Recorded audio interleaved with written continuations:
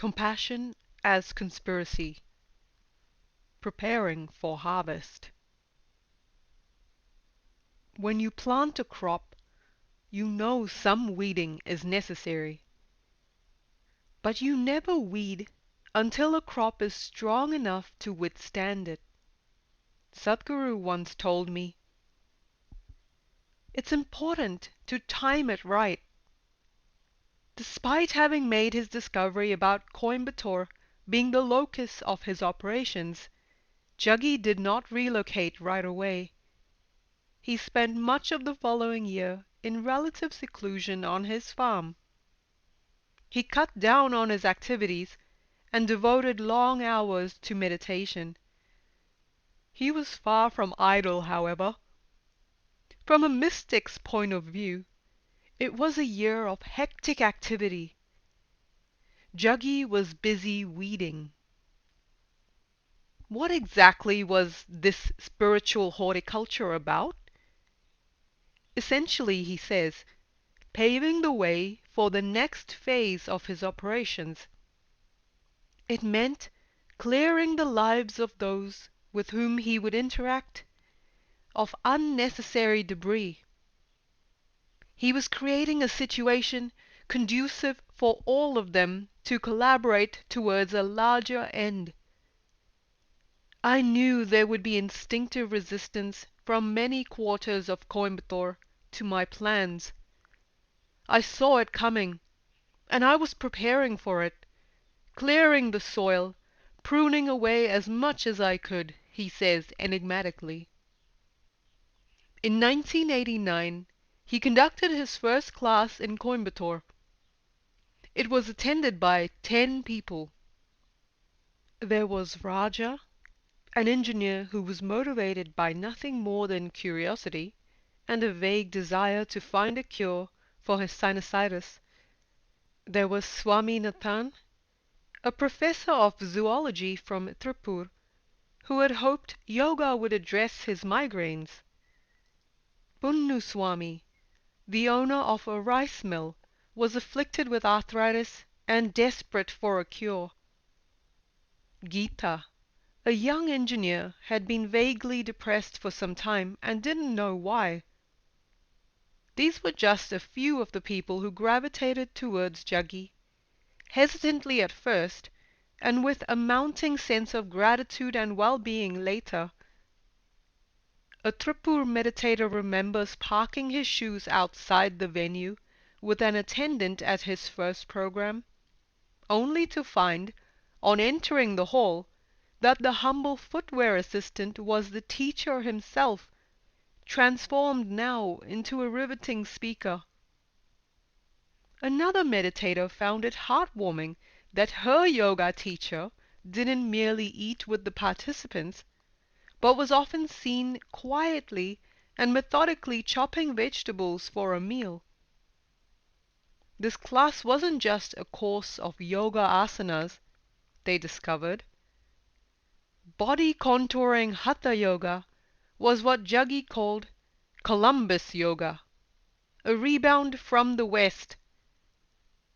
The yoga he imparted was a mix of asanas, pranayama, and consecrated meditation practices.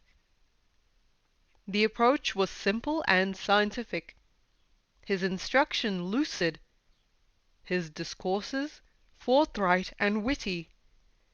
But the initiations into meditation practices were explosive. His presence was different too. This was no longer the taciturn Jaggi of old. Since 1982, Jaggi was a changed man in more ways than one. His presence radiated warmth and vitality. His intelligence was sharp and playful, his humor infectious, his energy inclusive and compassionate. He was fun to be around. He was a great listener, and he was charismatic to say the least. When he drove his car through Coimbatore, it was at full throttle. When he trekked the mountains, it was impossible to keep pace with him. But there was more. There was a mysterious ability to draw people of varied temperaments and persuasions, ranging from the devout to the doubting, the emotional to the intellectual, the simple to the sophisticated, and the rustic to the urbane. That radiance of presence is still in evidence. It continues to disarm some of the most committed guru-phobic cynics. There is a naturalness, an unstudied economy of word and gesture, and a palpable joie de vivre that makes a strangely assorted bunch of people warm to him. Unpredictable, mercurial, and yet endearingly human. He also seems to enjoy puncturing the stereotype guru image whenever he has a chance. I refuse to be like those idiots on spirituality channels on television, he remarked recently, as he contemplated joining the youth of Coimbatore on a dirt track motorcycle race advertised in the local newspapers. He didn't join the race eventually, but those who know him are aware that he very well could have. At the same time, the accessible manner is combined with a majesty that is difficult to ignore. There is nothing doctored about his grandeur. It is as natural as his rich belly laugh, and that commands immediate respect, even while his informal manner puts one at ease. There is an ability to relate deeply to people's emotional needs, and an equal ability for dispassionate and uncompromising analysis. This unusual combination is probably what makes him, as he has often said, a guru with whom both approaches are possible, jnana and bhakti, knowledge and devotion. People of both propensities are drawn to him. The Isha, or Sahaja Sthiti as it was known at the time, yoga class, has always been based on a fundamental view of the individual as a cocktail of body, mind, emotion, and energy. No one, as Juggy said at the start of each program, is all emotion or all mind.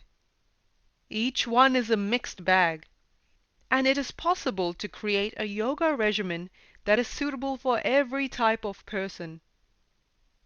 The course offers a mix of simple asanas, pranayama kriyas, and meditation. Simple enough seemingly, but many who have attended other yoga classes vouch for the difference. What made it work then? What makes it work now? No one seems to know, not even the many Isha teachers who have carried it over the years to different parts of the world. But one thing seems certain. There is more going on in an Isha Yoga program than is apparent to the eye. The simplicity is deceptive.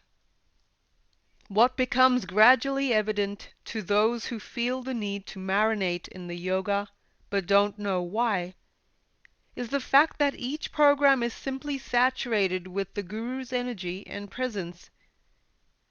As someone who thought the word vibe was used by a certain species of inarticulate New Age adolescents, I confess I've come a long way.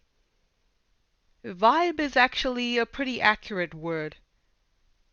The vibe is precisely what makes one return time and time again to the programs, or indeed to the ashram, or to Sadhguru.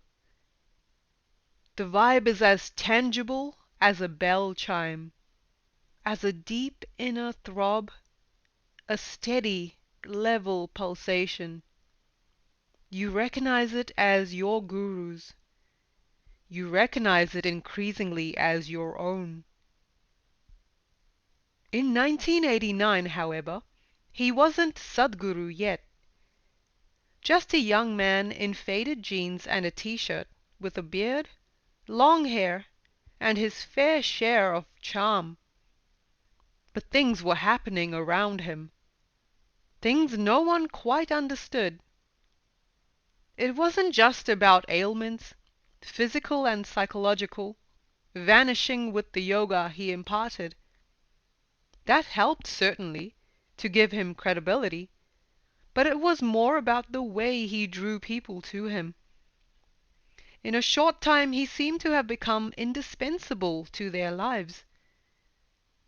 These were people of varying ages and from different walks of life, but they seemed equally devoted. They weren't quite sure how or why it had happened, but their trust in Juggy was deep and instinctive.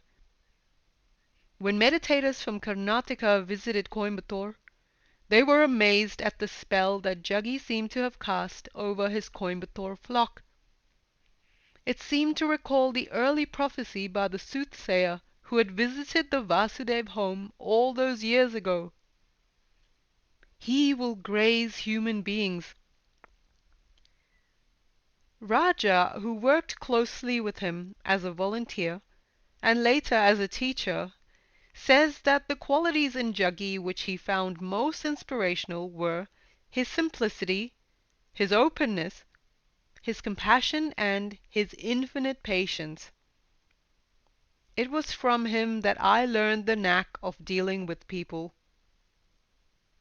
Even in the teacher's training program, which is all about trampling on people's egos, I saw that he trampled with care, without hurting anyone. He seemed to know the trick of creating a spirit of willingness in everyone. After that, there was no question of anyone being hurt. A clue to this approach is to be found in what Sadhguru did not so long ago. It helps to remember that nobody likes to be managed, but everybody longs to be included. Raja was also moved by the way in which Juggy reacted to provocations of various kinds. He never lost his temper. Once I forgot to post some invitations to his family and friends in Mysore. He asked me time and time again whether I'd done it, and I kept reassuring him that I had. I told him it must be a postal delay. Then, about a week later, I found that the invitations were still with me. I hadn't posted them as I'd thought. I felt very bad about it. There were tears in my eyes when I apologized to him, but he was so gentle. He said that he did think I had forgotten, but he never reproached me. He said not to worry about it. In March, Juggy's personal life entered a new phase with the birth of his daughter.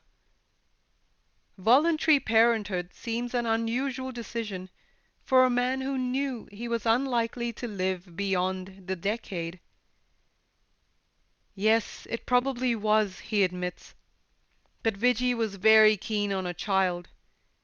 She had friends who convinced her that motherhood was a crucial experience in every woman's life, and I gave in to her wish, because if I did leave by the age of 42, she would have someone in her life. It would be an incentive for her to live on. Acutely aware that time was now short, his life became even more hectic. He divided his time between Bangalore, where Viji had been transferred, and various parts of Tamil Nadu, other than Coimbatore, including Tripur, Erode, and Karur, where he busied himself conducting programs from morning to night.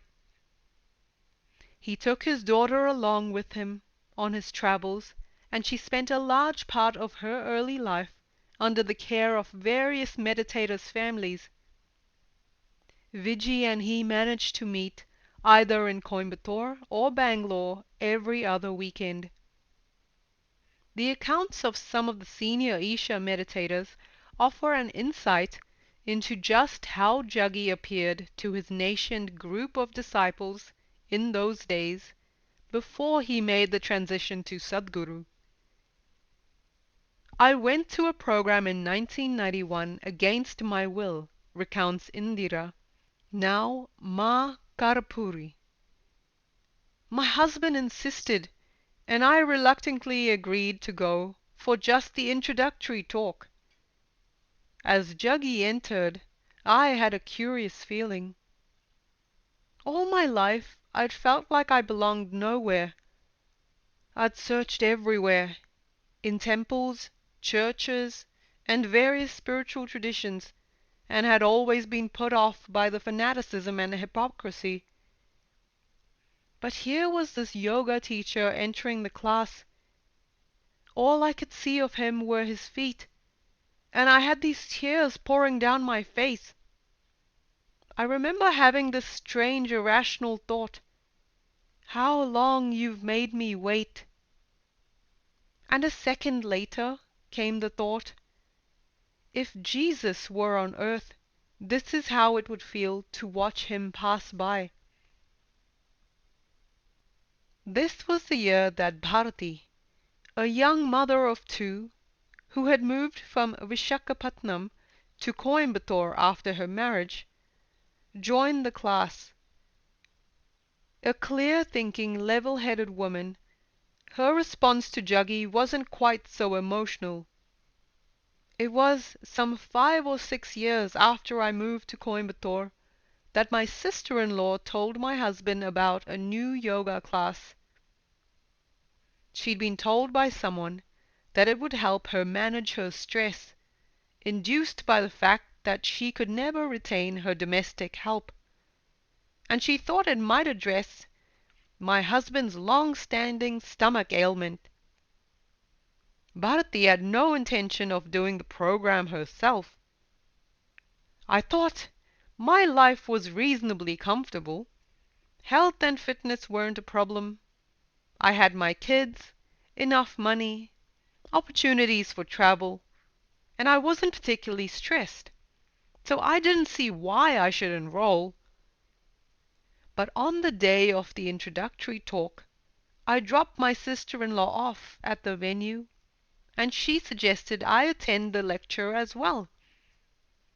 I've never been into God-men or gurus.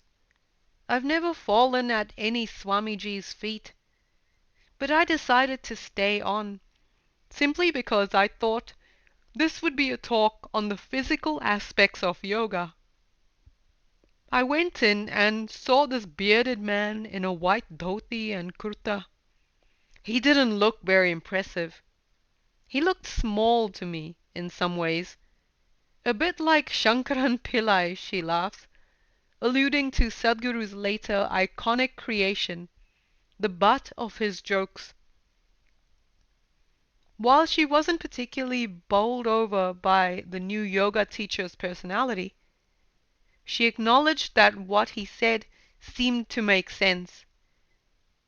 He talked of how life could be so much more joyous than it currently was, if only we allowed it to be. It didn't sound so bad, so out of curiosity I decided to join.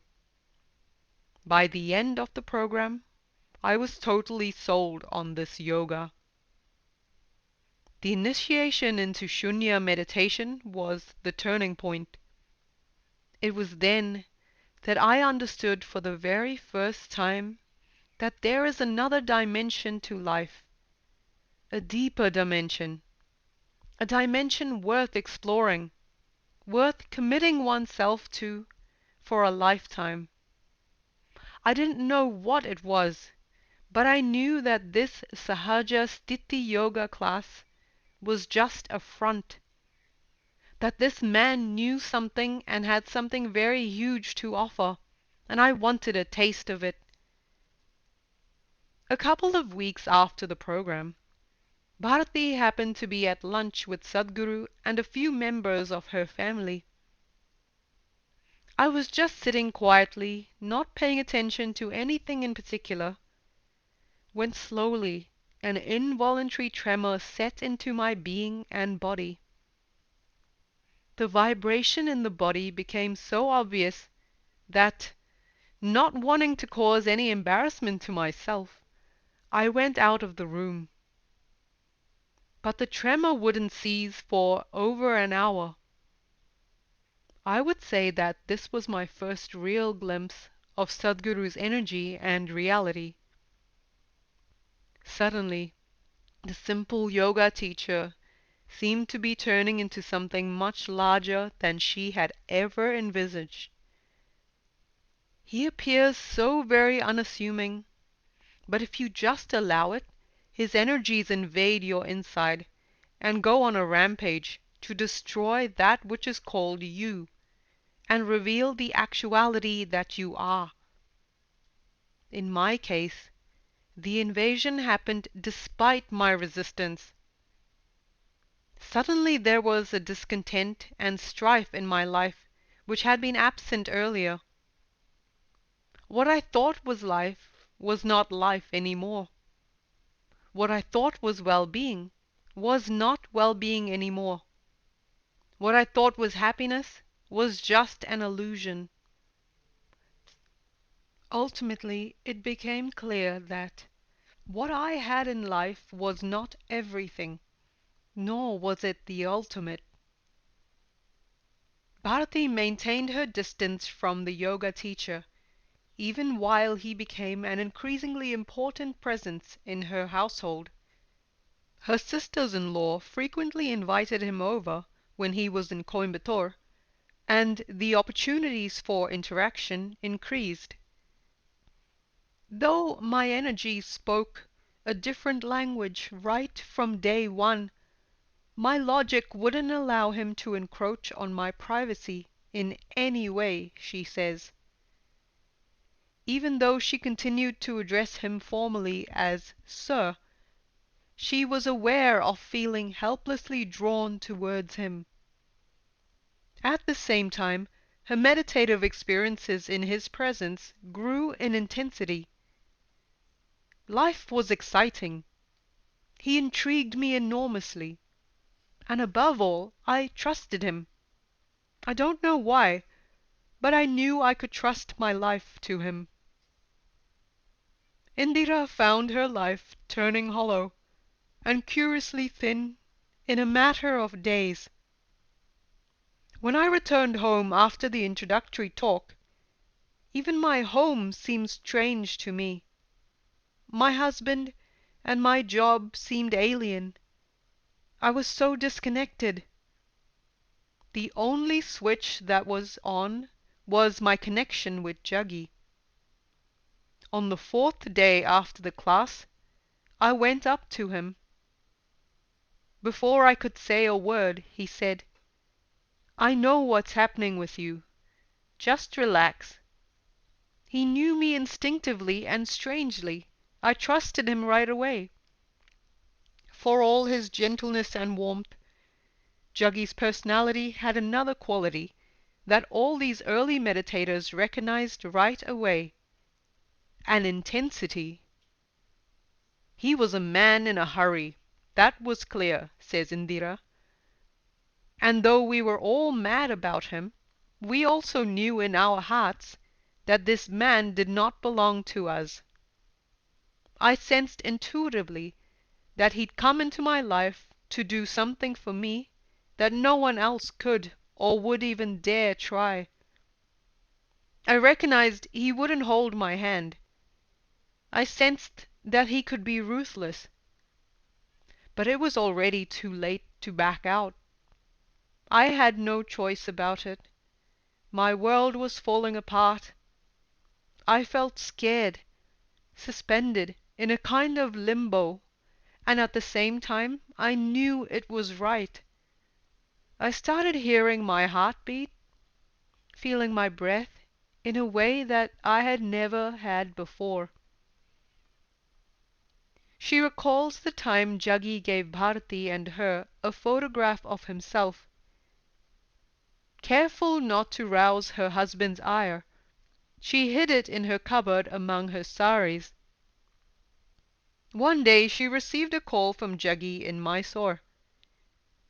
"Why is my photo lying upside down in your cupboard?" he asked crisply. She was too flummoxed to reply. On another occasion, when she was in the middle of a flaming row with her husband, the phone rang. It was midnight. She answered it only to hear her yoga teacher's imperious tones. "Why are you fighting? Shut up and go to sleep," he said. She proceeded to do just that. "Wrong number," she told her husband, and turned off the lights. Somu, now Swami Guru Bhiksha, a young businessman who belonged to what he describes as a Pukka money-lending Chaitar family, found himself in a dilemma immediately after attending the first program. On the one hand, he felt instantly and compellingly drawn to Jaggi. On the other hand, there was his family's allegiance to Yogi Ram Surat Kumar, the well-known mystic of Tiruvannamalai. Surely it was sacrilegious to have two gurus. The only way to resolve this impasse was to regard Jaggi as a yoga teacher, inspiring but ancillary, and Ram Surat Kumar as his primary guide.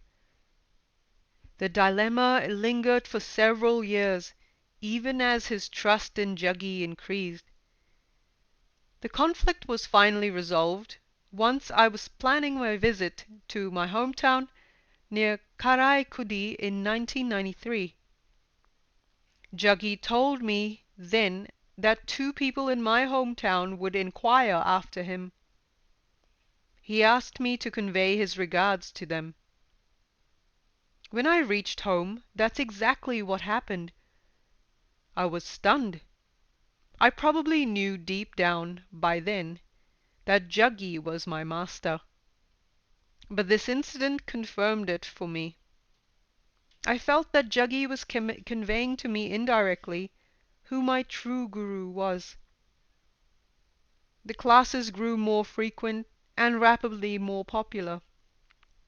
In 1990, Jaggi conducted the Bhava Spandana program, BSP, for the first time in Coimbatore. A course designed to arouse and transform deep and hidden feelings and to clear psychological bottlenecks. It had a deep impact on the participants. Raja describes it as an emotional high. When Indira did it in 1991, she found that she actually left her body during the death meditation. For the first time, I actually saw my body lying down there, dead, with flies hovering over my head.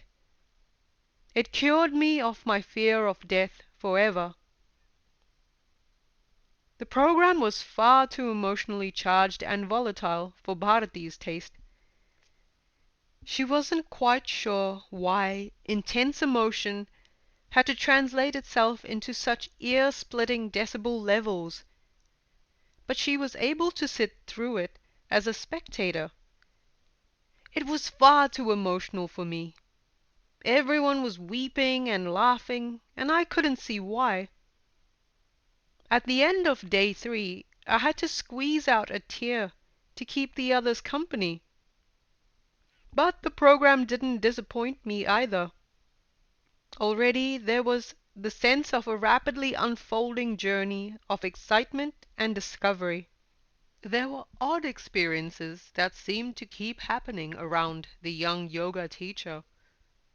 Bharati had no explanation for any of these occurrences, but, determined to remain level-headed through it all, she refused to give in to any non-rational interpretation of these events. Sometimes Jaggi would tell her that he would be with her at certain times of the day. At precisely those moments, Although she was engaged in an entirely unrelated activity, Bharati could suddenly smell the unmistakable scent of her master's presence mingled with the fragrance of ash. She refused to attach any significance to this, however. There was the time he happened to ask her for a glass of water. When she brought it, he suggested that she drink it. "I drank the water," says Bharati, "but I had no sensation of drinking it. I was swallowing it, but my thirst wasn't quenched. It was a strange experience." "That's when," he said, quite matter-of-factly, "it's going into me. I'm drinking it." Indira recalls a similar experience as well. On another occasion, when Bharati was besieged by doubt about the strange saga unfolding in her life, Jaggi took off a saligram mala, a chain of stone beads, from around his neck and placed it in her palm. All of a sudden the beads slithered across her palm in a sinuous snake-like movement. She remembers crying out loud in sheer terror. Later she asked him what this meant. His reply was curt: "Who wears a snake around his neck?" The answer was obvious: Shiva. But what on earth did Shiva, the first yogi, the first guru, have to do with this young yoga instructor from Mysore? By this time Bharati had a sense of what later years were to confirm: the fact that her master had a mysterious and audacious game plan in which she and many others were to play a part. She had no clue what the plan was. Years later she understands that that plan is still unfolding. But she realized that he was nothing less than a virtuoso conspirator. The fact that he's actually a brilliant manipulator amused me then, and it still does, she says reflectively. I was aware even then that this was a chance to be manipulated by someone who really knows how to run the business of life. It was in May 1991 that Jaggi conducted a silence program called Samyama for the first time. I had done it earlier for individuals, but this was the first time I was doing it for a group, he recalls. There were around 32 participants, and it was like being in control of 32 tightrope walkers. Did the group situation make it potentially dangerous? Not for the participants, he shrugs. It's important that everyone is focused on their priorities. That's all. If anyone falls, I'm the safety net. Today the course draws over 1,000 participants, and one can only imagine the levels of responsibility that entail for the guru. The safety net doesn't seem to show any signs of fraying, however. Jaggi now realized he had to expand the largely health-centered Shakti Chalana Kriya that he had taught so far to include spiritual aspects as well. Having done this, he conducted Samyama for the same group again in December. He remembers the makeshift nature of the program at the time. The music used in the program was from his personal collection, and the mode of broadcast was novel, to say the least. He played it on his Walkman, which in turn was played strategically near a speaker. Now we have a state-of-the-art sound system. We've come a long way in these few years, he smiles. An advanced level program, Samyama entailed 7 days of silence and intense meditation. The results were volatile. As energy levels rose, participants discovered the strangest things happening. Some were overwhelmed by memories of incidents they had never actually lived out in their lives. Others found themselves laughing like hyenas, mewing like cats, hissing and slithering around the hall like snakes, leaping out of their seats, standing on their heads. One gentleman even found himself on Juggy's lap. At the end of every meditation, I was always several feet away from where I started, says Srinivas, an early meditator. When they emerged from the program, it was with a sense of having been laundered and utterly wrung out, drained of their customary quota of life drama. It seemed like all that was left was an abiding calm and a sense of wonder at the many trivial variables on which they had invested great quantities of time and psychological energy in the past. Many said that it seemed like the person they had been before the program had been sloughed off like a snake's skin. From a teacher whose love of snakes was legendary, perhaps this ability to initiate a process of dramatic spiritual molting was not so surprising. Gradually, the young yoga teacher was beginning to be perceived as someone to reckon with.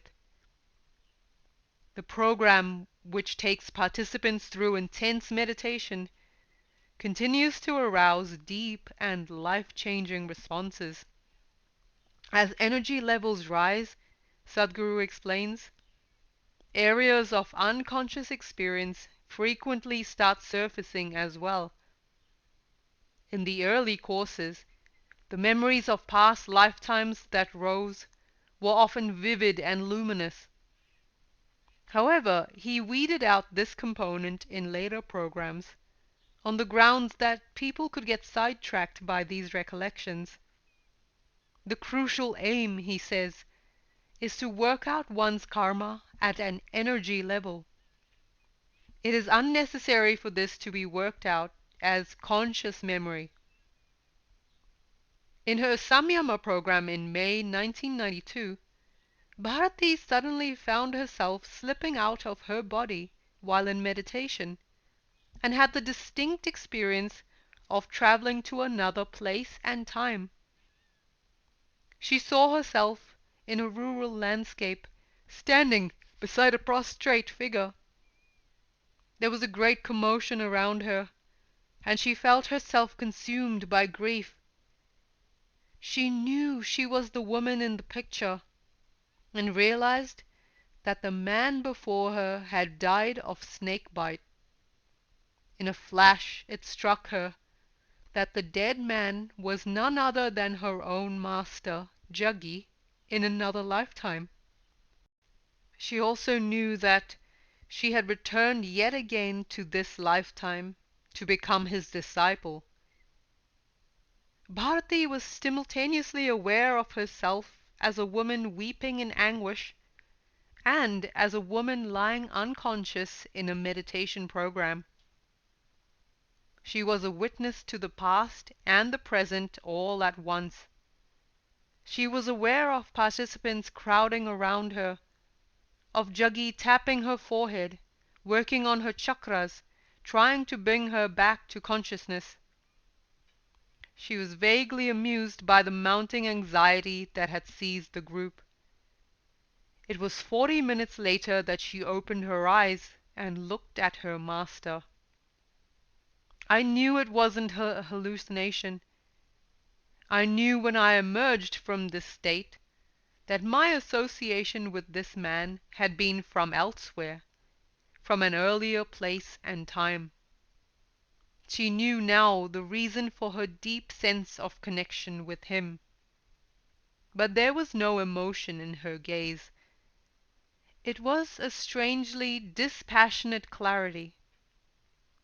Later, She realized that reclaiming this memory had cured her of her long-standing fear of snakes.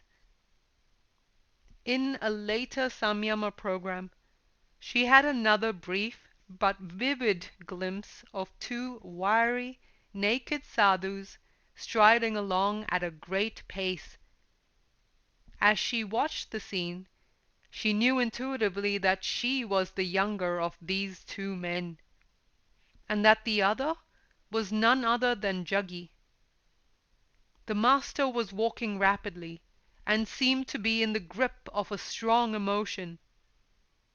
Those were hard times for the monks, she realized immediately. In a single moment, a past lifetime as Vibhuti, Sadhguru Sri Brahma's close disciple and companion, came back to her. When she came out of these experiences, Juggy seemed to know what had happened. He asked her what sense she made of them. "I've known you earlier," she told him simply, "but it's of no consequence to this life." She maintains that to this day. The experiences didn't make me any more attached to him. In fact, I didn't attach much importance to them. I knew he'd offer these experiences to anyone who was available. Whenever people ask him if they've known him in any earlier lifetime, I wonder at their curiosity. My question is, what does it matter? He's here now. That's important. Having known him earlier doesn't really mean anything. But the experience did fuel one pressing question. I knew now that I'd been associated with him for at least 2 lifetimes. My question was, why does life place two people together like this in lifetime after lifetime? To what end? What's this whole drama of life about? The question still remains. She asked Sadhguru the question once. His reply was characteristically impersonal. See the drama through to its end. What she did know was that the program left her with a growing sense of freedom and clarity. After Samyama, I felt I was living life in a different way altogether. I continued to do the same things, but I enjoyed it all a lot more. I still had strong likes and dislikes, but they didn't rule my life any more. I still don't have any conscious burning thirst for enlightenment or samadhi, but my reverence for this man is purely because I know that he can really transform someone's life. It's happened to me, and it's happening still. The excitement's still there. It was soon after Samyama that Juggy mentioned something to Bharati that took her by surprise. He told me that I had a birthmark below my knee, she remembers. He even described the size and shape. I told him he was right. He said that he had a similar mark on his shoulder. It was the imprint of a snake bite, the legacy of a lifetime in which they had both been scarred. A story suddenly fell into place, says Bharati. She points out that ever since the consecration of the Dhyanalinga, the mark has begun fading. For Vijay, who did Samyama for the first time in 1992, the program reconfirmed her conviction that she could not meditate. I cannot leave Juggy and meditate. If I close my eyes, I see Juggy. If I open my eyes, I see Juggy, she confided to the rest of the class at the close of the program. Tears coursed freely as she spoke. As her husband listened, they streamed down his face as well. A 21-day teacher's training course followed on the heels of the first Samyama program. 8 participants enrolled for it. The Isha Foundation Trust was formed at this time. It was growing increasingly clear to the growing group of committed Coimbatore meditators that they needed a space where they could be with their master and pursue their common goals. Their lives had already been drastically transformed. Neither their professional nor their family lives seemed to make much sense anymore, and the prospect of life without their master seemed hollow. He was such an elusive presence that an ashram seemed a good way of anchoring him and ensuring that he did not leave them. Besides, no one else in their lives quite understood what was happening. There were many in Coimbatore who viewed the new young yoga guru and his fast burgeoning tribe of disciples with a growing suspicion and hostility. The predictable rumor-mongering had begun. Who was this young man who broke up homes and families? What was the spell he had cast over these people? Was there something more sinister and manipulative to the yoga he propounded than met the eye? And yet, for the new Isha meditators, none of this really mattered. It seemed impulsive and suicidal to those who knew them, but they were ready to throw in their lot with this young yogi from nowhere, a man without means or resources, but a man whom they unanimously recognized as their leader. It was a risk, but it already felt like there wasn't much choice in the matter. For Raja, now in charge of teachers' training programs, 1991 was probably the most eventful year of his life. It was the year he got married, had a daughter, enrolled for the very first Samyama and teachers' training program, and gave up his job to devote himself to Isha full time. One day in Tripur, Jaggi asked me what my plans were. I told him I didn't know. He asked me if I planned to get into business. I repeated that I didn't know. He said, "What about yoga? Would you like to take this to people?" I asked, "How?" He said, "Now that you're trained, you can travel and teach." I asked him if I should resign from my job. He said that would probably make sense. A month later, I went to meet him in Mysore and told him I'd resigned. He was shocked at the speed at which I acted. Raja still remembers how the soft-hearted Viji burst into tears at his announcement. "Now I'll have to take care of 2 families," she said with typical generosity. Raja recalls that Viji always made his wife, child, and him feel like they were part of her inner family circle. Looking back on his decision, he agrees that it was a kind of madness. There were no calculations. We never worried about the future. We did hear Jaggi say that he wouldn't live beyond the age of 42, but nothing mattered. We were convinced by what he said, and we loved him. After that, there was no room for fear. Apart from his admiration for Jaggi's charisma, Raja had also had his share of profound experiences with his master that had filled him with awe. On one occasion, Jaggi asked him to go and conduct a class in Tripur. 90 participants had enrolled. Raja, who used to assist Jaggi but had never conducted a class independently, refused. Jaggi reminded him that he had been trained as a teacher. But Raja remained firm.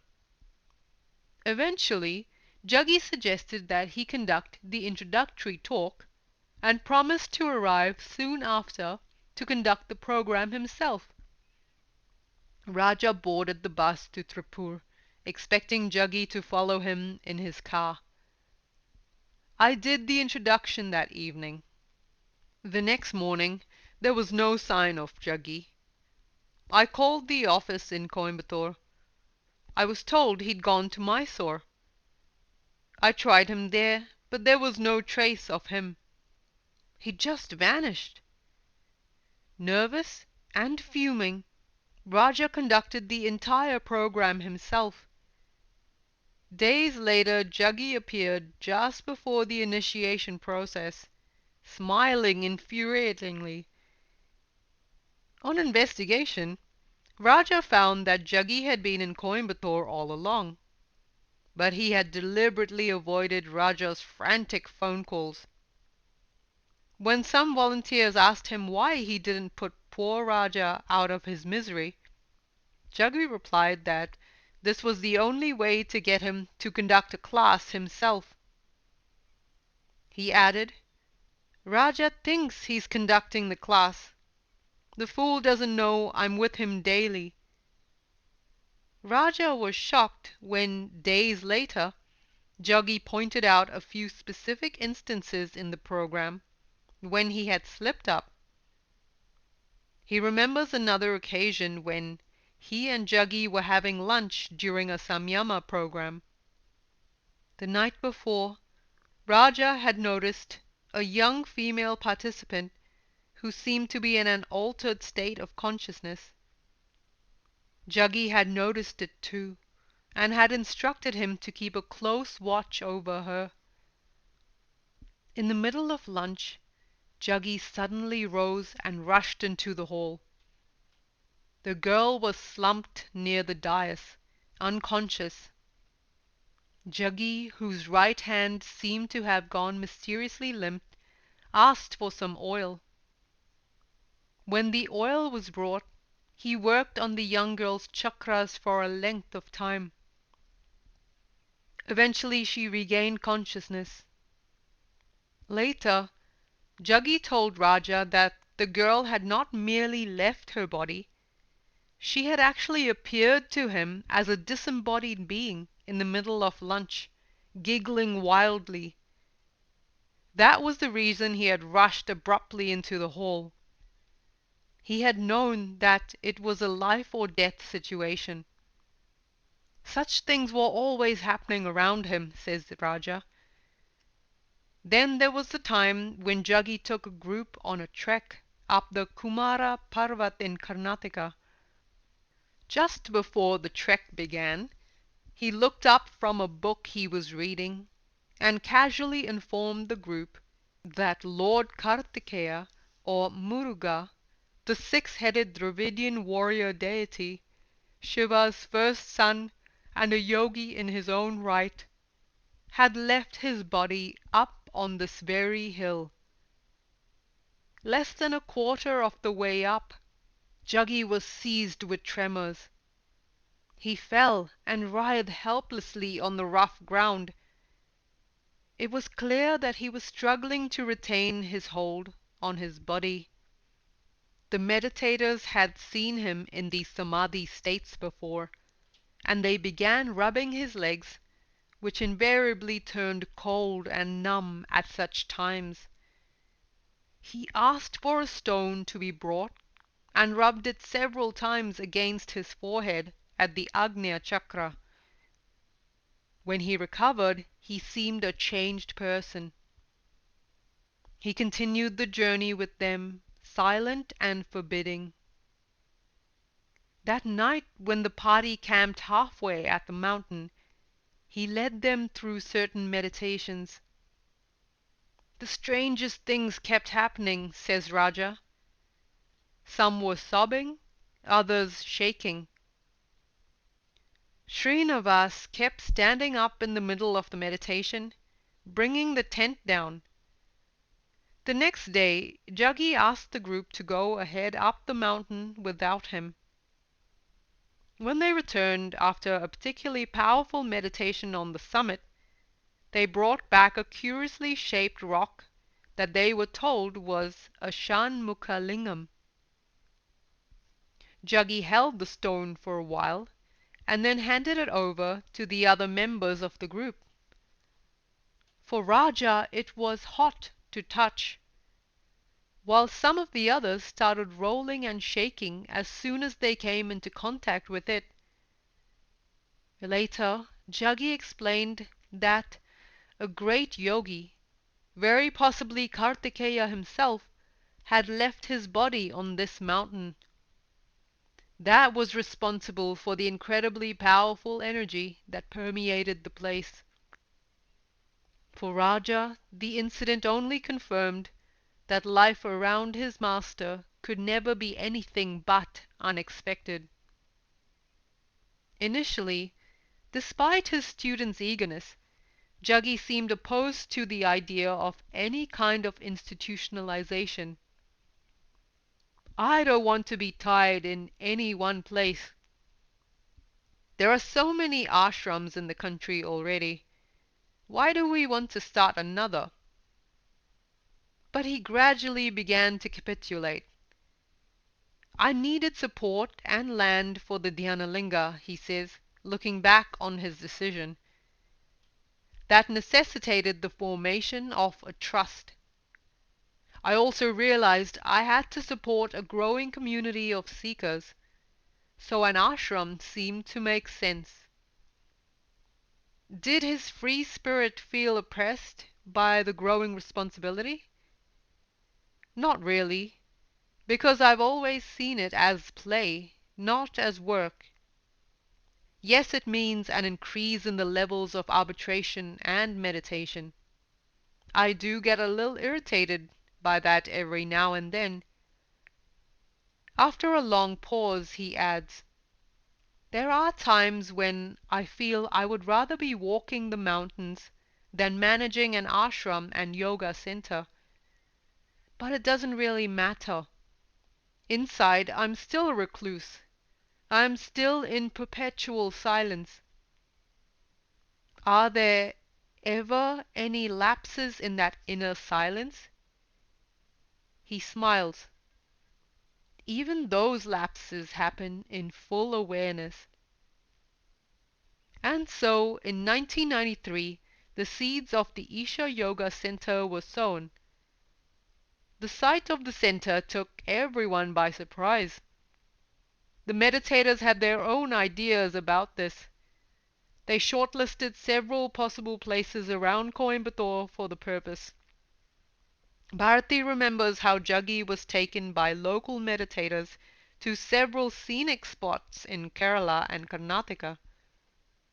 One day in Trichy, 3 meditators animatedly told Juggy about a place they had located in an area named Navamalai, which seemed an ideal spot to base the ashram.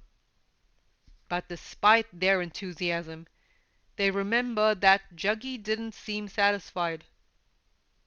Looking back, Sadhguru describes the search vividly. "Right from my childhood, whatever I saw visually, always in the background there were mountains. Until I was 16 years of age, I thought in everybody's visual perception there were mountains too. Only when I discussed it with my friends, they said, 'You're crazy. Where are the mountains?' But to me, they were always there in my eyes. So after 16, I knew I must seek this place. But then I dismissed the idea because it was always there in my vision. If something is always there, you get used to it. Then, when the time to start work on the Dhyanalinga came, I began looking for these mountains. I traveled everywhere like a madman. I took my motorcycle and from Goa down to Kanyakumari, I rode up and down looking for these mountains." I had said mountains, and everywhere people were looking for the right mountains, but we just couldn't find them. People had almost reached the point of frustration. Then one day we were driving to a place that someone had recommended, and on the way we came to a bend on the road. From there I could see the seventh hill. I just said, "Stop!" and I burst into tears. It was a 13-acre site situated at the foothills of the Velangiri Mountains, on the outskirts of the city in an area called Pundi. Close to it was the well-known Tirumurugan temple, mentioned in the ancient Tamil literature, and not far away were the Siruvanai waterfalls. Juggy's instruction was terse. Buy it. There were several reservations. The place seemed inaccessible and wild, notoriously frequented by elephants and bears, and human traffic in the area was known to cease after sunset. But Juggy laughed off the anxieties. "You are all meditators. Do you still have fear in your hearts?" he asked. He then reassured them that the place was ideal for the purpose and all would turn out well eventually. "Just make up your minds to be with Isha and see what happens," he said enigmatically. Less than 11 days after he had mentioned the place was bought. Located deep in the heart of the forest, flanked by mountains, it was a wild but strikingly beautiful place of property. Those who saw it at the time continue to marvel at the rapidity with which the place has grown in the past decade. All that it had at the start as well, a shed and a wooden tree loft, possibly a match hand for hunting purposes.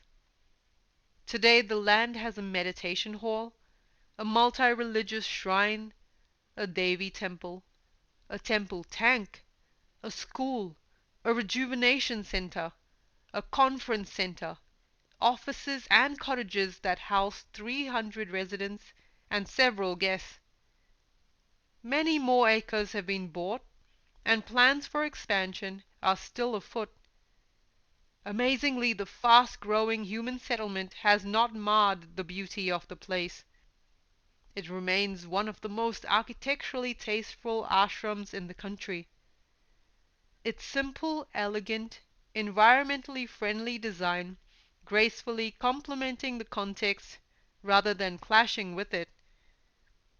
And so by 1994 there was a rudimentary ashram, a cohesive and fiercely committed core group of meditators, and a young Isha yoga movement that was gradually beginning to make its presence felt in Tamil Nadu state. The stage was set. The Guru knew it was time to act. He announced a 90-day residential wholeness program. Coimbatore, Tripur, and Erode are bustling commercial centers, and many of the meditators had busy professional lives.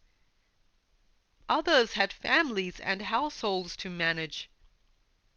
The program necessitated 40 days of advanced preparation on their part. The amenities at the ashram were barely functional. The only concrete structure was what is now known as the triangular block, still far from completion at the time. The participants would be required to eat, sleep, and meditate in a single makeshift meditation hall with a thatched roof and a mud floor. The toilets were rudimentary. The food was going to be basic: rasam, salad, rice gruel, and pickle. There was to be no contact with the outside world whatsoever.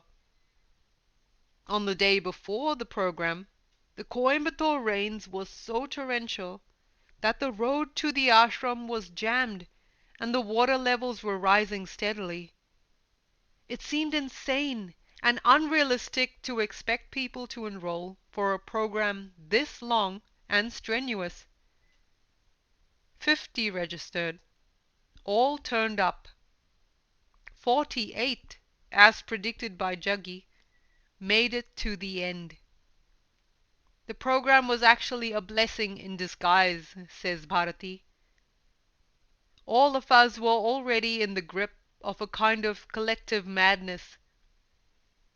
Our families, our friends, couldn't understand us. Some were convinced we were the victims of some kind of black magic. They even wondered if our kanji, meaning gruel, was laced with some kind of drug. So it was a relief to be able to leave our regular worlds behind for a while and immerse ourselves in what really mattered to us. We never thought of the outcome. Just being around the master was enough.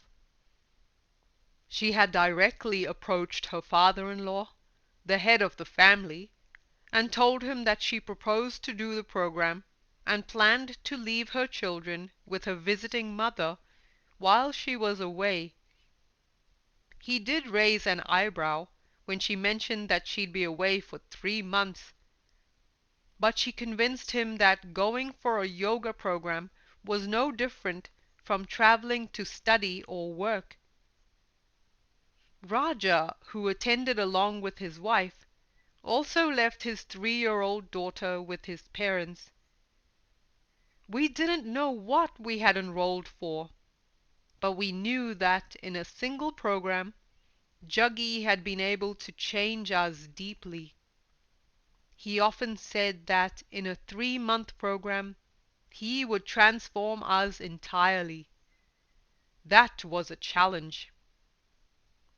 Kiran, now Swami Devasattva, remembers how Juggy insisted on driving his white Maruti 800 to the ashram through rapidly rising floodwaters the day before the program, despite the warnings from everyone around him. It would have been perfectly reasonable to postpone the program by a day, but Juggy remained resolute to the point of being cussed. Even truck drivers weren't ready to try their luck. And immediately after he went through, one of them got stuck. But he just zoomed through. Later in the course of the journey, however, his car was grounded as well. The volunteers pushed him through the first time. Raja remembers that the second time he got stuck, Juggy simply left his car in the middle of the forest and walked to the ashram. The water had flooded the car, recounts a meditator. It had risen right up to the steering wheel. We took Juggy's daughter out of the car, and a group of us actually had to lift the car out of the rut. Eventually, a group of 5 meditators pushed the car to the ashram, and Juggy walked the rest of the distance. By some equally strange turn of events, all 50 participants made it to the program by 13 July, the first day of the program. The rain wasn't playing a mere cameo in the program. It lasted the entire duration, a wild and clamorous chorus in the mystical drama that was about to unfold in the lives of the participants. The participants' day began at 5 every morning, and they went through a rigorous and advanced process of pranayamas, kriyas, and asanas. After a 2-hour break in the afternoons, they resumed their regimen at 4 in the evening. Their meditations concluded at midnight.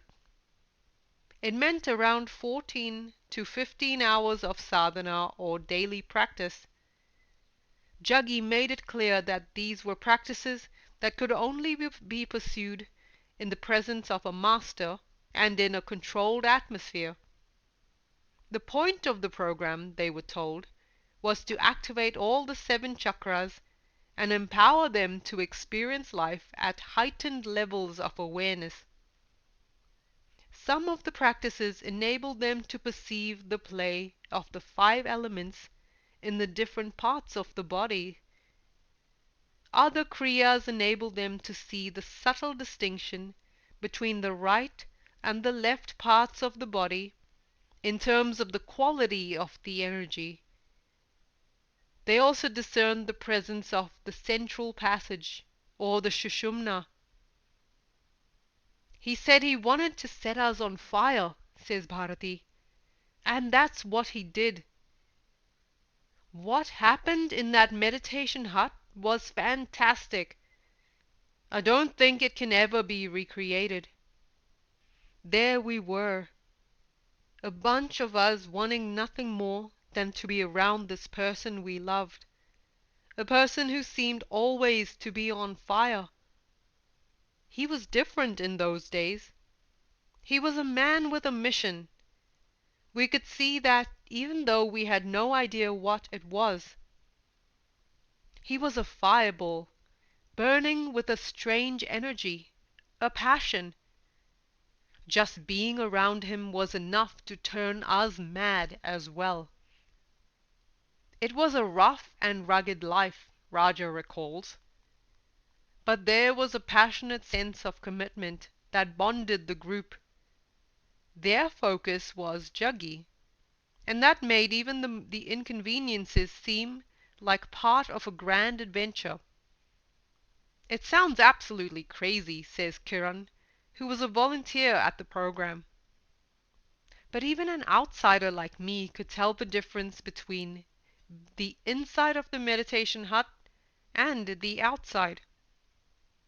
Each time I entered the meditation hut, the energy levels there would hit me. My eyes would close and I'd feel absolutely intoxicated. As soon as I left the place, I'd be fine again. The difference between inside and outside was unbelievable. Srinivas, a participant who was also responsible for recording the proceedings, concurs. I felt drunk most of the time. I'm not sure I even heard all that Jaggi was saying. I was just absorbing the energy of the place, and the place was absolutely saturated with it. There were times when we felt we were actually living on his presence. Bharati confirms this. The energy was almost solid. I needed to come out of it sometimes. It was so overbearing. It didn't allow one moment of peace or rest. Jaggi announced one evening that he had done no preparation for the program whatsoever, and that the entire proceedings were simply flowing through him naturally. There are many masters present here who are filled with joy to see so many people coming forward to grow spiritually, he said. They are showering their love and wisdom upon you. Things were flowing harmoniously. The course seemed perfectly structured and planned, despite Jaggi's admission that it was all spontaneous.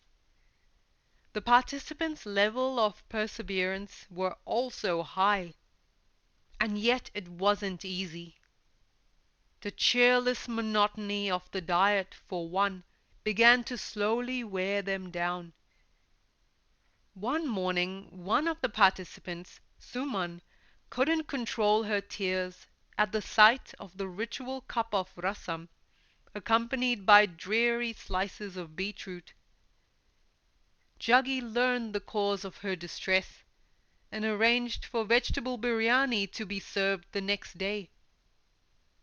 Biryani had never tasted better. It felt, recalled Suman, now Ma Gambhiri, like a party. The others told me to cry more often, she remarks. The rain wasn't helping either. The floor was slushy and patchy with fungus. Insects and snakes seemed to keep appearing, The clothes were pegged out after a wash seemed to take forever to dry. Wild and gusty winds whistled incessantly through the hall, and threatened to blow the thatched roof off altogether. Kiran remembers Jaggi sitting all night at the dais, leaning back on his seat to catch a few moments of sleep, but getting up every half an hour to go out and hammer in the stay wires that kept the roof in place. He couldn't have slept more than an hour and a half each night. Sadhguru recalls the scene with relish. It was the fiercest storm we had ever seen. On the third or fourth day, the whole thatched hut, we called it Kaivalya Kutir, started slowly leaning to the side. It was a night. The winds had picked up speed. They were doing almost 120 kilometers an hour. I had a small room built nearby, but when I heard the howling wind, I came out at 2 a.m. to see what happened to everybody. I saw that the wires that tied the hut down in place were slowly getting unfastened. It was a matter of minutes before the whole thing flew off. I woke up about 15 people, and we restored the roof. But the rest of them were peacefully sleeping all along. They didn't even know what was happening. That means we made them work really hard through the day. It wasn't just the roof that threatened to give up the ghost. People were meditating and sleeping in the same place. After about 7 days, we found that most of their beds were eaten up from the bottom by termites. While we were sitting, the termites were busy. What to do? Laughed Sadhguru. We decided to move into the forest. A repair team moved into the hall, and Jaggi led his group to the Valangiri hills for 4 days. For the participants, it was a heady but demanding experience. At dusk, they camped on a rock beside a scenic waterfall. The rock was wet and slippery, and required them to be vigilant all night. There wasn't enough room for all 48 to sit, so a few spent the night standing. One found a cave and spent a relatively comfortable night, only to discover the next morning that his habitat was probably a burrow for snakes. The rain seemed interminable, and many were soaked to the bone. But for all the discomfort, none was afraid. Oddly enough, Jaggi's presence put fear out of the question. It's difficult to believe it, but nothing was disrupted, says Sadhguru. By 5:30 every morning, everybody was into their sadhana. The class was not broken for a minute. The same schedule continued up there on the mountain. My daughter's clothes got wet all the time, so there was no point putting clothes on her. We just left her as she was. Nobody fell sick, and when the shed was ready, we returned and continued the sadhana. The people who went through the 90-day program became the real pillars of the Isha Foundation in India. They had the chance to see life in a completely different way, and those 90 days changed them forever. Viji arrived from Bangalore at around this time. It was a difficult time for her. Her husband seemed suddenly to have become an object of collective veneration. Coming to terms with this intrusion into their marital relationship was challenging. There were some who saw her as exclusively possessive of her husband. Bharati was one of those who couldn't understand her reluctance to be at the program. It intrigued me. Why would she want to stay away? Couldn't she see the enormity of what he was and what he was doing?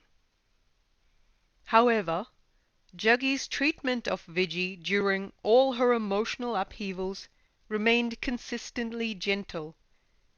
His 4-year-old daughter, who was yet to start school, was looked after by volunteers and spent her time running around the ashram, playing with the participants during the breaks, or sitting beside Juggy during his 12-hour stint at the meditation hall.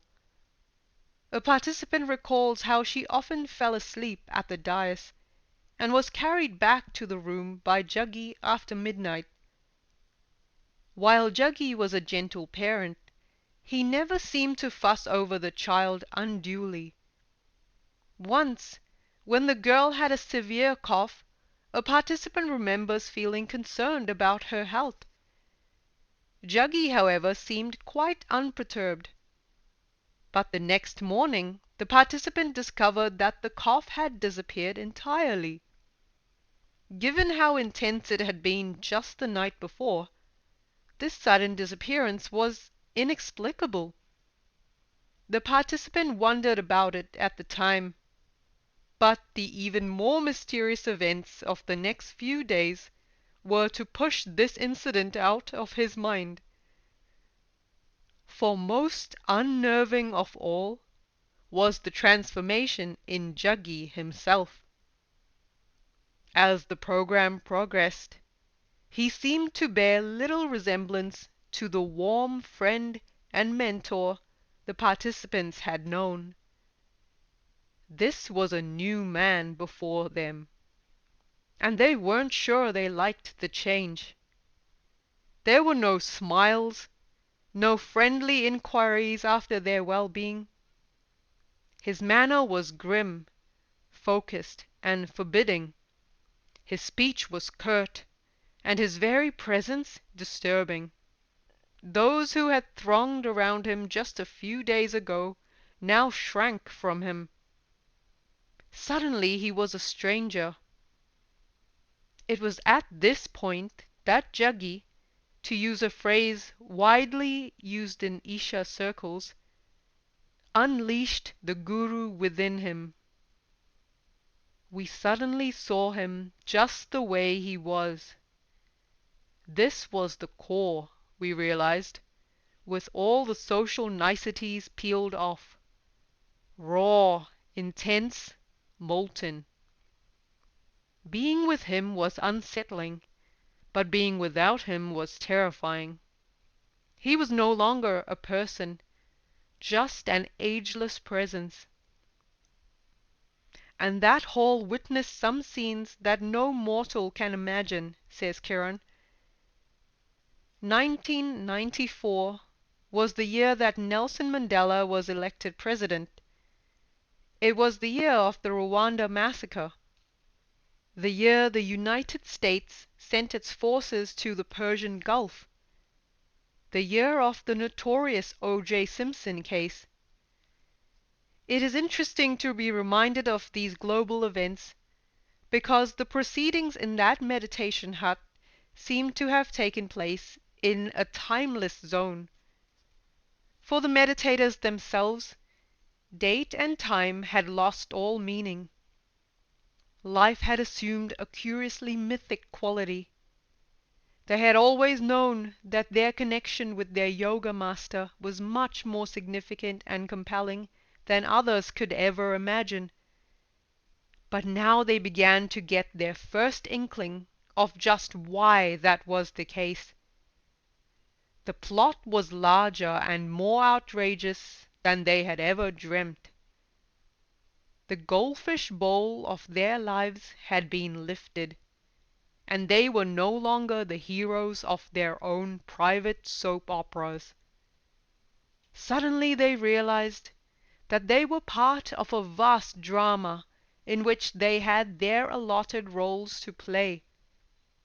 The script, just in case they still nursed any vestigial delusions of authorship, was by no means theirs. Another hand had been writing it all along. The realization dawned gradually. After 10 days, Juggy announced a period of silence and instructed the participants to continue with their practices. The indefinite period of silence began to wear on the participants' nerves. Suman remembers feeling bewildered and disoriented.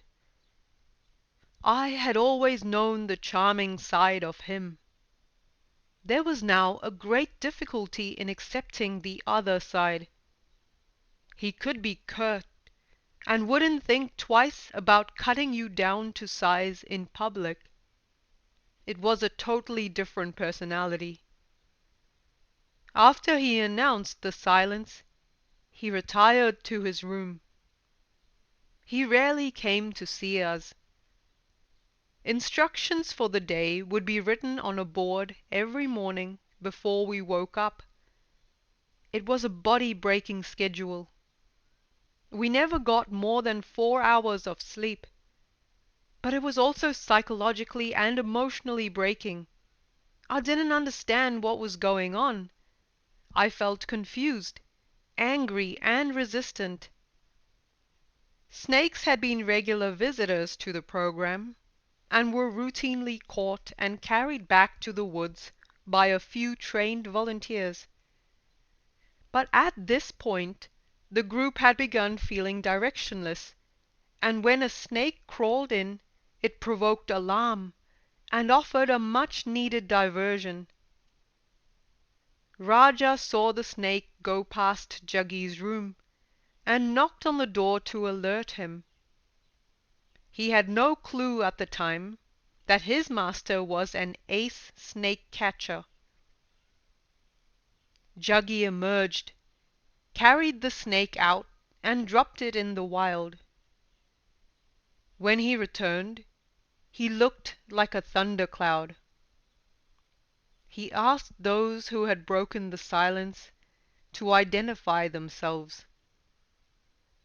Half the class warily raised their hands. This group was now instructed to turn east, and was excluded from the more advanced practices. The master seemed more unforgiving and relentless than ever. The unease grew.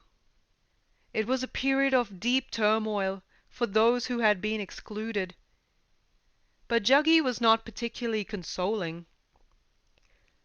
If I chose among you, you will feel hurt.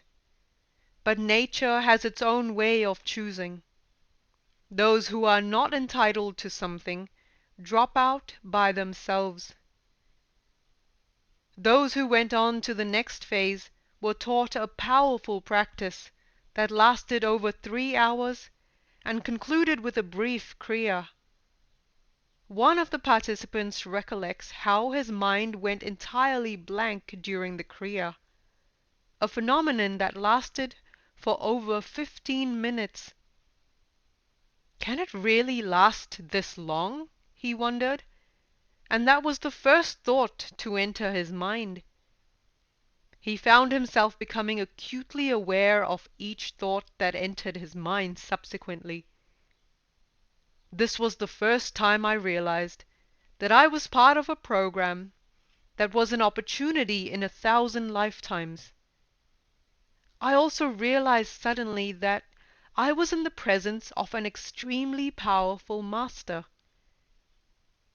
For Juggy, as the class was beginning to discover, was not just an inspirational guide, gifted with an assortment of minor psychic powers. This man was a yogi, an adept, a man whose mastery over the meteorological fluctuations of inner weather seemed staggering and limitless. We'd known it all along on some deep level, but now it was out in the open, and it was scary, says Kiran.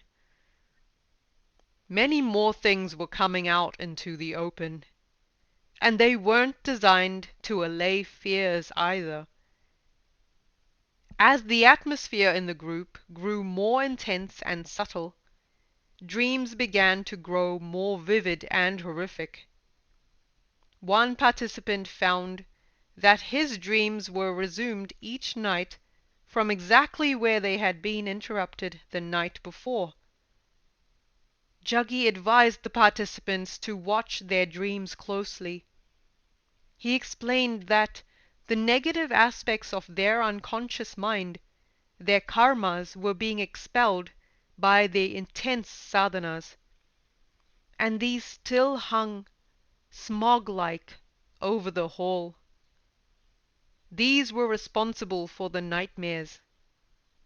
But he assured them that regular and sustained practice would dissolve them fully. But there was something else more unsettling than even the nightmares. A couple of participants now began to notice an additional member in their group. He was bearded, shrouded in a rough blanket, and roamed the hall every night. But he had the ability to vanish as mysteriously as he appeared. At around the same time, a volunteer noticed that Juggy's bed, which was usually in the corner of his room in the triangular block, had now moved to the center of the room. He moved it back to the corner, only to find it at the center once more the next day. Juggy explained that the place was full of various disembodied beings that had been attracted by the collective intensity of their practices. "They follow me everywhere," he remarked. "They're all around my bed at night. Sometimes it gets quite crammed, and I leave the cot to them and sleep on the floor. At other times I move my bed to the center of the room to give them more space. They're very sensitive. If someone walks noisily along the corridor, they disappear." But why were ghosts frequenting a place that was supposedly sanctified by spiritual practice? These, said the master, were astral beings that had just a little karma left to work out. They were naturally drawn by the presence of an enlightened being, since he represented the possibility of liberation. They want to dissolve this karma, so they don't have to be born again. So they are attracted to my presence, which has a certain significance. The explanation didn't offer much solace. Suddenly the disembodied beings seemed to be everywhere. At 5 one morning, when Suman, the first to rise, was on her way to the bathroom, she saw a figure that she assumed was a construction worker. At that moment the figure turned and started walking towards her. It struck her then that this was neither a volunteer nor a worker, but the much discussed man with a blanket. She fled and collided headlong into another participant. Embarrassed by her alarm, she tried to feign nonchalance, but on turning around she found the shrouded figure steadily advancing in her direction. "The man with the blanket!" she whispered frantically, clutching her fellow participant's hand. But he, exasperatingly, could see nothing. Later in the program, a woman with a beard began to make the rounds.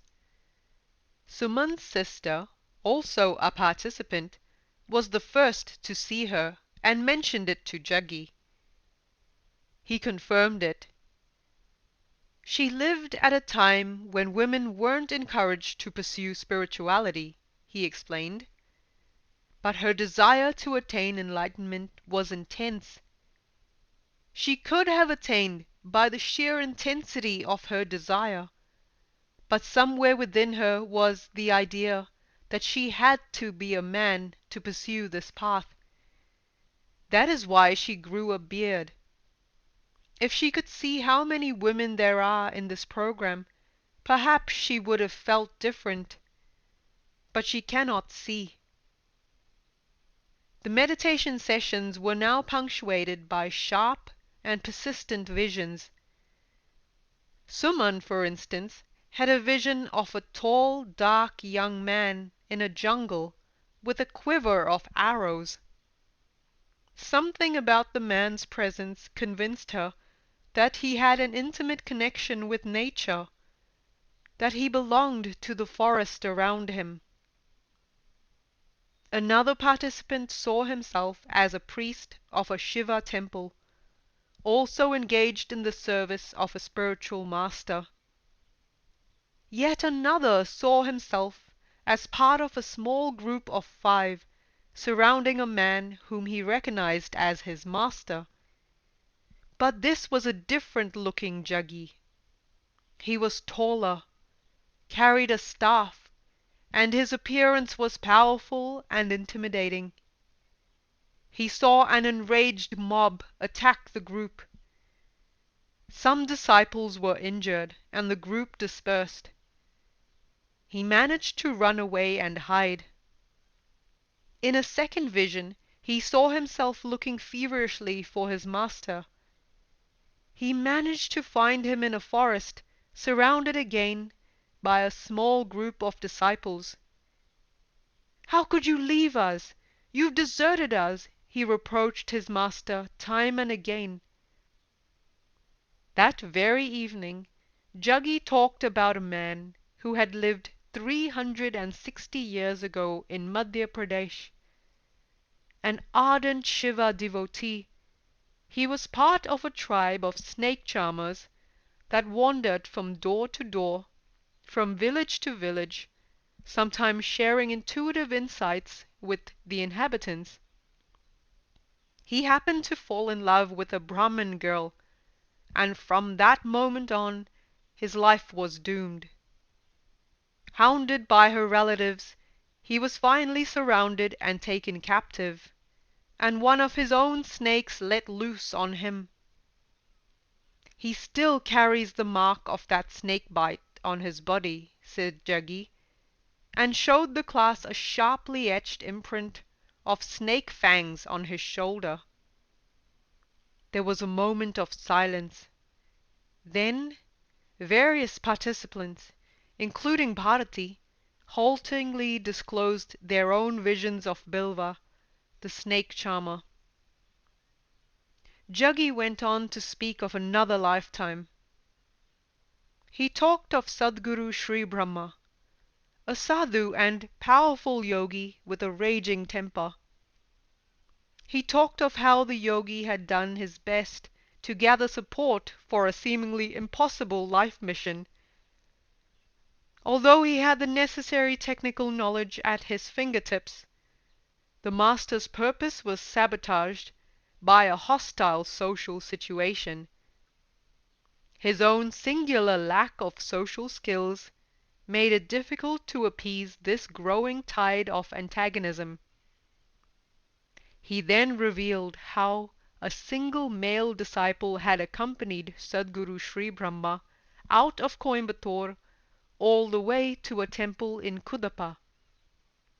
That disciple, he said, was in their midst at this very moment. It was Bharati.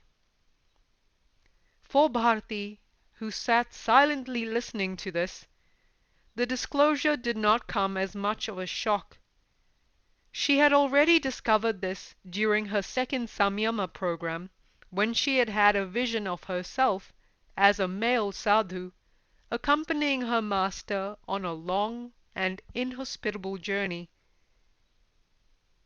Sadhguru went on to divulge that before leaving his body, Sadhguru Sri Brahma had imposed a certain dimension of energy on his disciple's Ida, that is, the lunar or feminine side of the subtle body. As a result, Bharati was born with 2 Pingalas, meaning the solar or masculine dimension. This ensured that her life remained uncluttered by emotional entanglements, enabling her to enter into the spiritual life with minimal impediment. He then recounted various incidents from her past and accurately described the experiences in her body during certain meditations. Finally, he spoke of the Dhyana Linga. He had mentioned the word before to some disciples. A few of them had consulted pundits on it and had drawn a blank. The savants had heard of Atma Lingas, but no one seemed to know what a Dhyana Linga was. Indira remembers how she and some fellow disciples had actually gone to a temple in Trichy to meet an aging priest who was known to have powers of divination. When they had mentioned the word Dhyanalinga to him, the old man reflected that he had read the word in one of the Vedas. He said that only a Grihastha, meaning householder yogi, was capable of establishing it, she recalls. But it was at the wholeness program that Jaggi unfolded the magnitude of the enterprise. The only reason for his return in this lifetime, he said, was the Dhyanalinga. Time was short, and his only dream was to fulfill his master's mission. This was the first time his listeners had heard him mention a guru. Somehow they had assumed that their teacher was much too independent to have submitted to the discipline of a master. But a guru implied a lineage, a tradition, which, in the Indian spiritual context, also means credibility. As Swami Nisarga, who heard of this when he came to the ashram some months later, writes, "It was like an insurance policy. I remember thinking, for all his wild ways, this man is actually accountable." Jaggi now spoke of a lifetime as Shiva Yogi, whose passage to enlightenment was paved by the compassionate intervention of Palani Swami, the very same intervention that had bestowed self-realization had also imposed a mission. The mission had been thwarted time and again, and however monumental that assignment, Jaggi was determined to fulfill it this time. He said he had resolved not merely to create the Dhyanalinga, but to create an environment that would enable people to benefit from its immense transformational possibility. The reactions to this announcement were mixed. Sadhguru was aware that many were puzzled and upset, especially my wife Viji, he recalls. She protested, saying, "No way! How can you do this?" It took almost 6 to 8 months to convince her of what it was all about and why it had to be done. I couldn't console her. She broke down.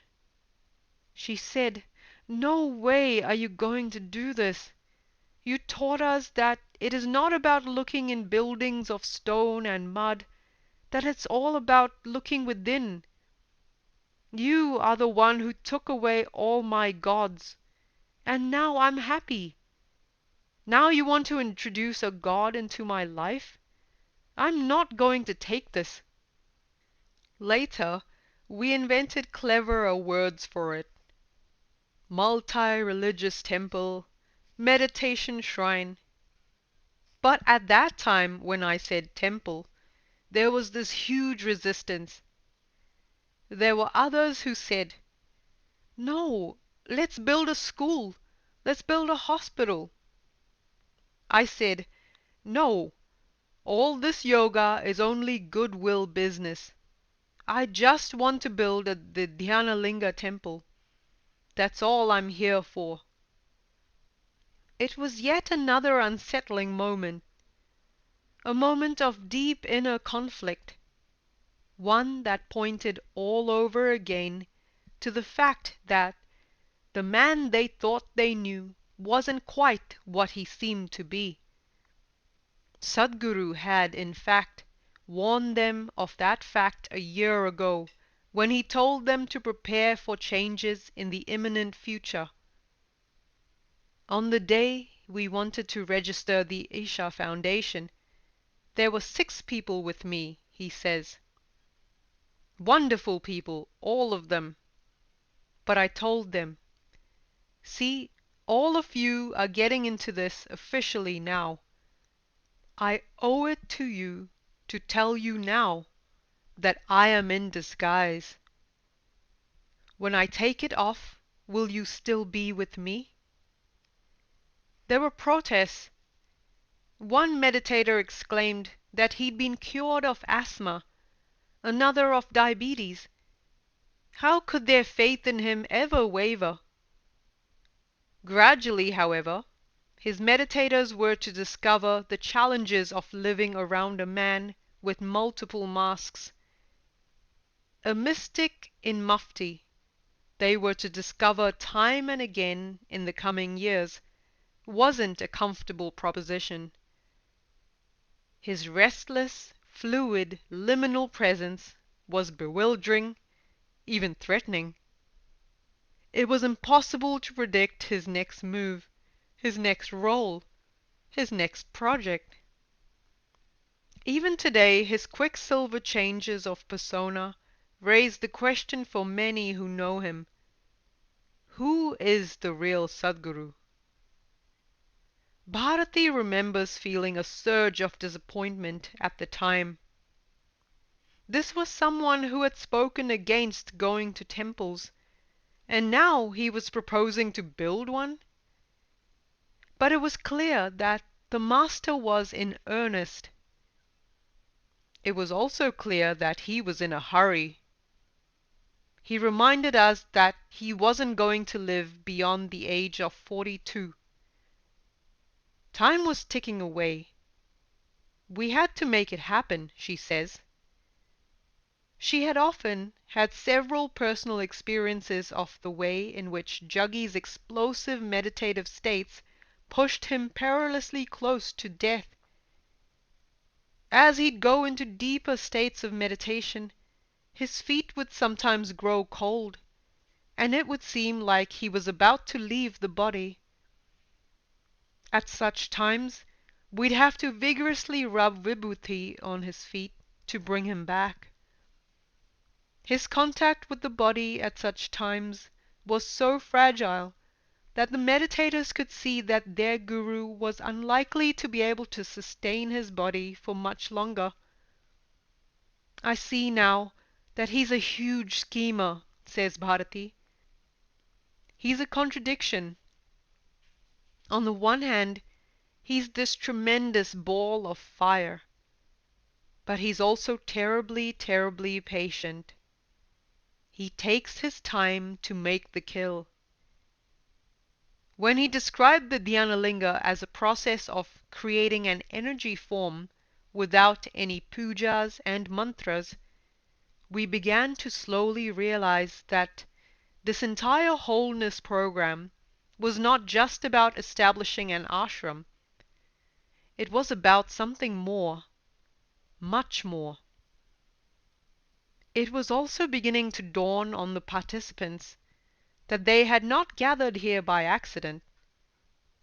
There was a much larger design in this seemingly random assembly of people, and before them was a man they had trusted from the very beginning for a reason. Their life purpose was inextricably linked to his own. Juggy himself was to sum it up crisply 3 months later at a satsang. Same place, same people, same work. In August, the month-long sadhana came to an end. The next 2 months were to be an intense training program for those who sought to become residents and teachers. 24 remained for this, while the rest returned home. One day Jaggi went for a trek to the Valangiri hills. When he left, he was dressed in his usual track pants. When he returned, he was clad only in a white loincloth and turban. Those who watched him stride in and take his seat could see that he was a different person entirely. The experiences of the past month had been hair-raising enough, but nothing had quite prepared them for this sight. It was then that one of the participants spontaneously addressed him as Sadhguru. Jaggi acknowledged this title. "I am not your Jaggi any more," he said quietly. "I am Sadhguru." The confirmation seemed superfluous. The remoteness of his bearing was apparent. While some of them had been disturbed and upset at the loss of a friend, they now realized they had received more than they had ever anticipated. The man before them was more than a mystic and yogi.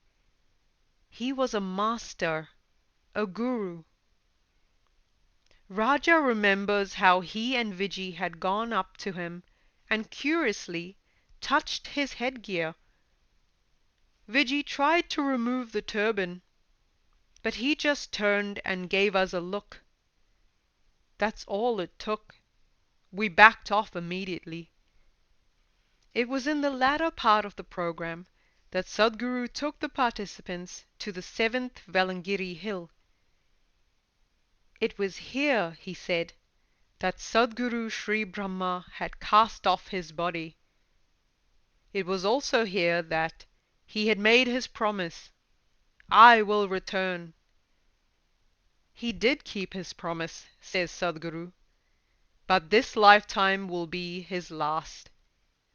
Once the Dhyanalinga is established, he will never return. He will ascend the same 7th hill again and leave his body for the final time. A group set out in search of the exact site of the event. Sadhguru led the group. When the group halted for a break near a stream just before the 7th hill, Sadhguru went ahead on his own. When he returned, he was clearly in the grip of some powerful emotion. He sent the participants ahead with the brief comment, "You'll find it without difficulty." They did. It was a wild and windy outcrop of rock, dangerously located on top of a cliff. It was not difficult to find their way there. It pulsated with a fierce and explosive energy that the group had begun to recognize unmistakably as their gurus. "We went instantly into meditative states," says Srinivas. While some staggered, others wept, and still others were unable to open their eyes. Srinivas remembers going into intense meditation. "I was aware of everything that was going on around me. I could hear people chanting Shambho, but I couldn't open my mouth. I was there for about 15 minutes, and in my experience, I wasn't even breathing. Even when I inhaled, the exhalation came out immediately in one abrupt gasp. I felt very loose in my body, as if it were becoming separate from me." Sadhguru said that if I had been left alone, I would have left my body.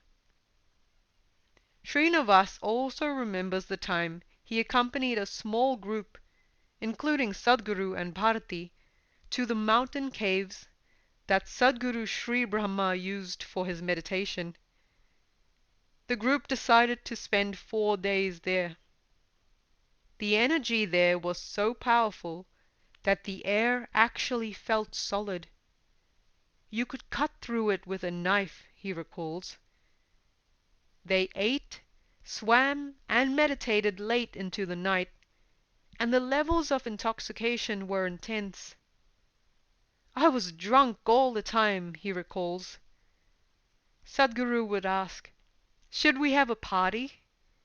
He'd just blow into the air, and in the second we'd all be in another dimension, all together. Later he'd shake me, saying, "Hey, bugger, wake up." In anticipation of Sadhguru's birthday on the 3rd of September, the group planned a surprise party. The ashram was decorated with flowers, and Sadhguru was regaled by a skit in which his meditators enacted how various characters from the past and future would bless Isha and contribute generously to its upkeep.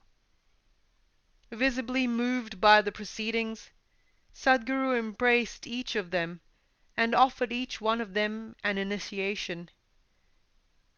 After that the party began, but all of a sudden Srinivas found he couldn't stand. As the others pulled him up to dance, he kept keeling over. It was a condition unlike any I'd ever been in, he says. It lasted for about an hour and a half. Later, Sadhguru asked Bharati to work on my Agnya Chakra and bring me back to normal. Indira confirms the incident. She remembers Sadhguru being overjoyed. There were tears in his eyes. Of the incident, Sadhguru says simply, "Things started happening at that program. Flowers began to blossom. But that clearly was not enough. If the aim is to make a few people attain, it is quite easy for me," Sadhguru has often said.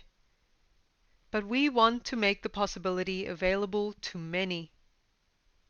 His disciples were only just beginning to realize the fact that there was nothing particularly modest about Sadhguru's ambitions as a gardener.